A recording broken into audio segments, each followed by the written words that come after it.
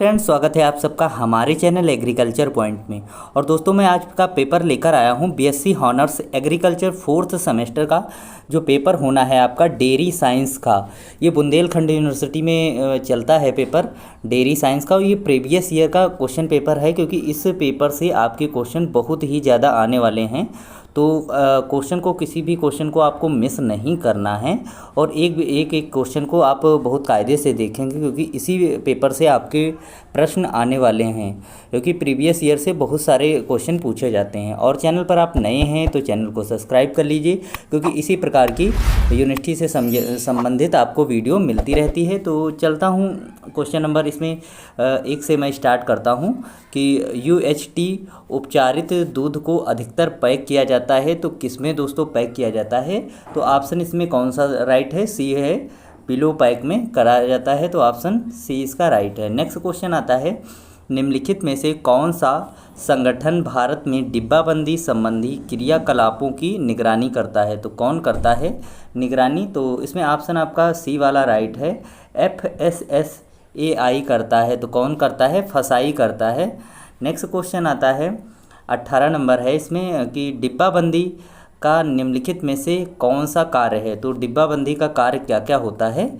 उत्पाद धारण करना होता है, उत्पाद सुरक्षा करना होता है, उत्पाद संचार होता है और उपयुक्त सभी इसमें हैं। तो इसमें दोस्तों डिब्बाबंदी का सभी कार्य होते हैं, तो इसलिए ऑप्शन इसका डी राइट होगा।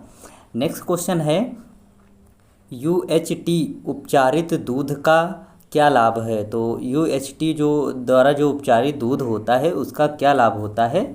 तो उसका लाभ आपका क्या होता है? उच्च गुणवत्ता ऑप्शन इसमें दिया है, दीर्घकालिक संरक्षण दिया है और उपयुक्त दोनों दिए हैं, A और B, और उपयुक्त में से कोई नहीं। तो इसमें राइट आंसर सी वाला हो जाएगा, उपयुक्त दोनों, उच्च गुणवत्ता, दीर्घकालिक संरक्षण।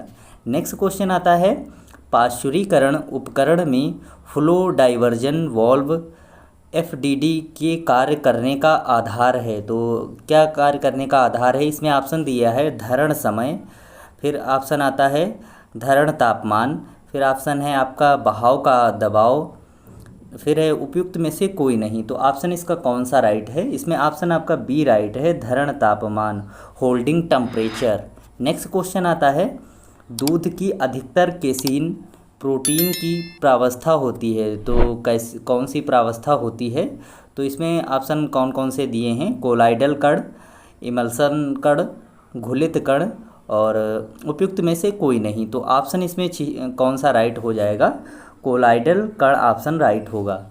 नेक्स्ट क्वेश्चन आता है, निम्नलिखित में से किसका जल अपघटन दुग्ध एवं दुग्ध से बने पदार्थों में विकृत गंधता कारण है? तो विकृत गंधता का कारण है, तो ऑप्शन इसमें कौन कौन से दिए हैं? लैक्टोज दिया है, प्रोटीन दिया है, वसा दिया है और उपयुक्त में से कोई नहीं। तो इसका ऑप्शन आपका जो राइट होगा वह वसा होगा, फैट होगा। नेक्स्ट क्वेश्चन आता है, लैक्टिक जामन का प्राथमिक कार्य होता है।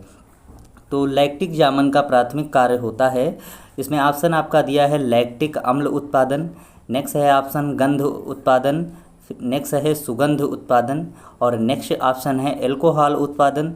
तो इसमें ऑप्शन आपका जो है राइट हो जाएगा लैक्टिक अम्ल उत्पादन, ऑप्शन ए इसका राइट है। नेक्स्ट आता है, गौवंश के दूध का जमनांक निम्नलिखित में से किसके मध्य होता है? तो यह जो जमनांक होता है किसके मध्य होता है?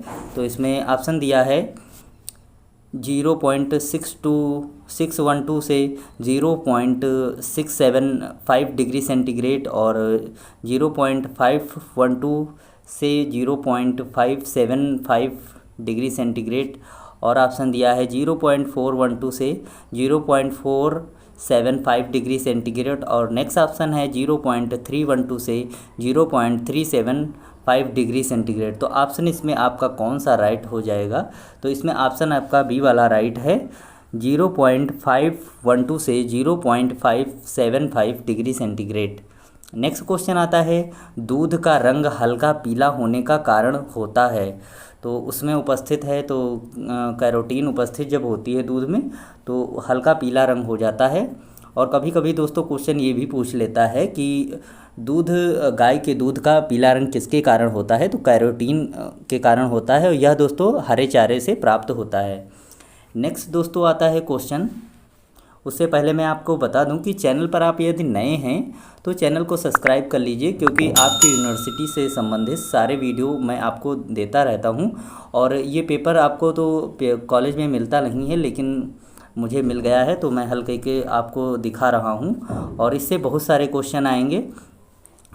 और अभी तक डेयरी साइंस के काफ़ी वीडियो मैंने डाले हुए हैं, तो वो भी चैनल पर पड़े हुए हैं, उनको आप देख सकते हैं। और ये वीडियो का पार्ट 1 है, सेकंड पार्ट मैं जल्द ही अपलोड करूँगा। तो चलता हूँ अगले क्वेश्चन की तरफ। निम्नलिखित में से किस रोग से पशु के ग्रसित होने पर उसके दूध में दैहिक कोशिकाएं अधिक हो जाती हैं, तो किसमें हो जाती हैं? तो इसमें ऑप्शन आपका कौन कौन से है? दुग्ध ज्वर, थनैला, कीटोसिस, उपयुक्त में से कोई नहीं। तो इसमें ऑप्शन आपका कौन सा राइट हो जाएगा? थनैला ऑप्शन आपका बिल्कुल ही राइट है, मैस्टेटिस। नेक्स्ट क्वेश्चन आता है, लैक्टोज है एक, तो लैक्टोज कैसा है? तो ये मोनोसैकेराइड है या डाईसैकेराइड है या फिर ट्राईसैकेराइड है या फिर पॉलीसैकेराइड्स है, तो कौन सा है लैक्टोज? तो लैक्टोज जो है वो आपका डाईसैकेराइड है, तो ऑप्शन इसका बी वाला बिल्कुल राइट है। नेक्स्ट क्वेश्चन आता है, थनैला का व्यापक प्रभाव पड़ता है, तो थनैला का व्यापक प्रभाव पड़ता है तो दूध पर पड़ता है व्यापक प्रभाव थनैला का। तो इसमें दुग्ध उत्पादन पर, दुग्ध संगठन पर, उपयुक्त दोनों पर या कोई भी नहीं। तो इसमें ऑप्शन दोनों राइट हैं, तो इसलिए आपका ऑप्शन दोनों ए और बी राइट हो जाएगा। नेक्स्ट क्वेश्चन आता है, दुग्ध ग्रंथियों में दुग्ध उत्पादन करने वाली इकाई है, तो दूध ग्रंथियों में जो होता है दूध उत्पादन करने वाली इकाई कौन सी होती है? तो ये जो होती है आपकी वो ऑप्शन इसमें दिए हुए हैं, एपिकल कोशिकाएं, नेक्स्ट ऑप्शन है सिस्टर्न, नेक्स्ट ऑप्शन है ल्यूमेन, और नेक्स्ट ऑप्शन आता है एल्विओलस। तो इसमें ऑप्शन राइट जो हो जाएगा एल्विओलस ऑप्शन बिल्कुल ही राइट है। नेक्स्ट कोशिकाएं प्रश्न है, वसा रहित दूध कहलाता है, तो वसा रहित जो दूध होता है उसे दोस्तों क्या कहते हैं? तो इसमें ऑप्शन है, नेक्स्ट ऑप्शन है दुग्ध सीरम, नेक्स्ट ऑप्शन है स्किम मिल्क। तो ऑप्शन इसमें राइट जो हो जाएगा स्किम मिल्क राइट हो जाएगा। और दोस्तों कभी कभी है पूछ लेता है, तो है जो होता है पनीर का जो वाइट रंग का पानी बचता है उसे है कहते हैं। नेक्स्ट आता है दोस्तों क्वेश्चन, और दोस्तों बता दूं कि स्किम मिल्क को सेपरेटेड मिल्क भी बोलते हैं, क्योंकि इसमें जो होता है वसा 0.5% होती है।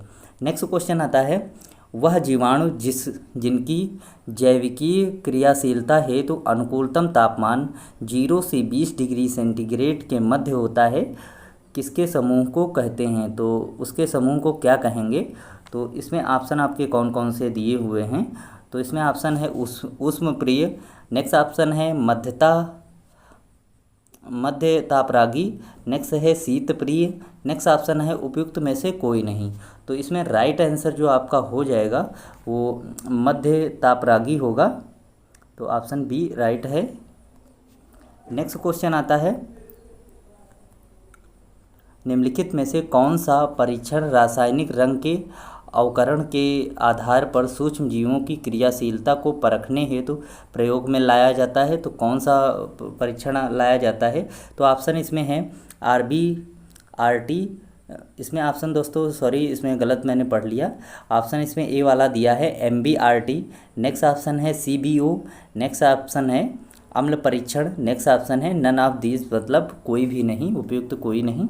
तो इसमें राइट आंसर आपका जो हो जाएगा 42 में, उसमें ए वाला ऑप्शन राइट है MBRT। नेक्स्ट क्वेश्चन आता है, थनैला रोग से ग्रसित पशु से प्राप्त दूध में आती है तो कैसी गंध आती है? तो इसमें ऑप्शन आपका खट्टी गंध हो जाएगा, तो इसमें डी ऑप्शन राइट है। नेक्स्ट आता है, 20 डिग्री सेंटीग्रेड के तापमान पर वसा का घनत्व होता है, तो वसा का घनत्व कितना होता है 20 डिग्री सेंटीग्रेड तापमान पर? तो इसमें राइट आंसर कौन सा हो जाएगा आपका? तो इसमें विकल्प दिए हैं 815, किलोग्राम पर मीटर क्यूब, और 915 किलोग्राम पर मीटर क्यूब, और 1015 किलोग्राम पर मीटर क्यूब, और 1025 किलोग्राम पर मीटर क्यूब। तो इसमें राइट आंसर जो आपका हो जाएगा वो डी वाला ऑप्शन है, 1025 किलोग्राम पर मीटर क्यूब होता है। और दोस्तों इसमें ऑप्शन कभी कभी पेपर में ये भी डाल देता है 1027 किलोग्राम या मीटर क्यूब, या फिर 1035 किलोग्राम पर मीटर क्यूब। ये दोस्तों पुराना डाटा इसमें दिया हुआ है। नेक्स्ट आता है, निम्नलिखित में से किसके मध्य घनत्व में अंतर के कारण दूध में क्रीम का पृथक्कीकरण होता है? तो किसके द्वारा होता है दोस्तों? तो इसमें जो ऑप्शन आपका रहेगा वो वसा और स्किम मिल्क है। वसा एवं वसा रहित ठोस पदार्थ है, वसा एवं ठोस पदार्थ है, उपयुक्त में से कोई नहीं। तो इसमें राइट आंसर जो है वसा और स्किम मिल्क दूध है। तो वसा और स्किम मिल्क राइट आंसर है। नेक्स्ट आता है, गर्बर परीक्षण का संबंध है। तो गर्बर परीक्षण का संबंध किससे है? तो इसमें इस विकल्प दिया हुआ है, वसा निरीक्षण से, प्रोटीन निरीक्षण से, और लैक्टोज निर्धारण से, और भस्म निर्धारण से। तो इसमें राइट आंसर जो आपका है ए वाला है, इसमें वसा निर्धारण से होगा। तो ऑप्शन ए राइट है। नेक्स्ट क्वेश्चन आता है, भारत में ऐसे समस्त दुग्ध संयंत्रों को सक्षम अधिकारी के कार्यालय में पंजीकृत करना होता है जिनकी दूध संसाधित करने की क्षमता निम्न से अधिक होती है। तो इसमें राइट आंसर आपका कौन सा हो जाएगा?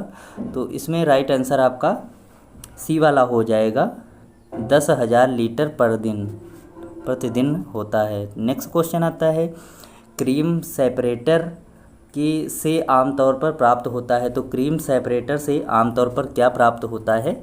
तो स्किम दूध और क्रीम प्राप्त होती है। ऑप्शन इसका सी वाला बिल्कुल राइट है। नेक्स्ट क्वेश्चन आता है, सामान्यतया दूध में मानकीकरण करते हैं। तो मानकीकरण सामान्यतया दूध में करते हैं, तो किसका करते हैं? तो ऑप्शन इसमें ए वाला राइट है, वसा एवं SNF का। तो कभी कभी दोस्तों पूछ लेता है कि SNF का फुल फॉर्म क्या होता है? तो इसका फुल फॉर्म होता है दोस्तों, SNF का फुल फॉर्म जो होता है वो क्या होता है? वो सॉलिड नॉट फैट होता है। क्या होता है? Solid not fat. Next question आता है दोस्तों, नेक्स्ट क्वेश्चन है, दूध का उबलांक होता है। तो दूध का उबलांक कौन सा होता है? बॉइलिंग पॉइंट दूध का पूछ रहा है इसमें। तो दोस्तों बॉइलिंग पॉइंट जो दूध का होता है वो 100.15 से 100.17 डिग्री सेंटीग्रेड होता है। तो कितना होता है? ऑप्शन इसमें ए राइट है, 100.15 से 100.17 डिग्री सेंटीग्रेड होता है दूध का बॉइलिंग पॉइंट। तो दोस्तों नेक्स्ट वीडियो आपको बहुत ही जल्द मिल जाएगी। तब तक के लिए जय हिंद, मिलते हैं नेक्स्ट वीडियो में। तब तक के लिए टाटा।